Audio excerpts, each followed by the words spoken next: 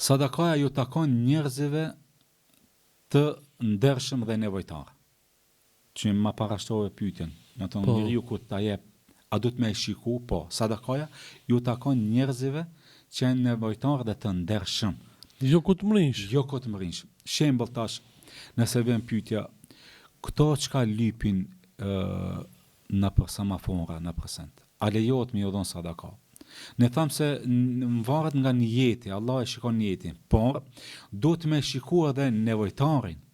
A është i ndershëm, a është namazli, a thu vallat pasurin ku ka me qu, a ka me qu në haram, në duhan, në alkohol, apo në vende ku nuk është razi Allah, apo ka me qu të evladi vet, ka me ble buk. Andaj, shembull, duhet me shikue sadakan me dhon me një vend që është që ka me është si thënë të ne sadakan rjedhse. Mos shiko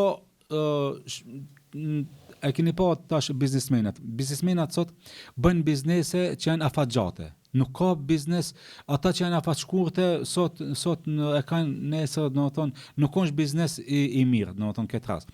Po bizneset afatgjate si cili mundohet me bëu çase biznesi.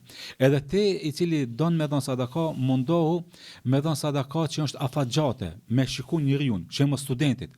Studentit i jep sadaka, po nesër ai me sadakan tënde do të bëhet mjek, inxhinier, do të bëhet hoxh, do të bëhet diçka, do t'ja shohin hajrin edhe populli jot, ose ti kemi apo hajrin prej atij. Për këtë shkak kjo është këshill, kur ta jepni sadakan, zgjedhni njërin, jo ku të mujni, sepse ki njeriu në këtë tregim e pa që tek i pari hajduti tha s'kam dobi piktina. Te grua lavire tha s'kam dobi piktina. Te pasoniki tha ai ka pasoni.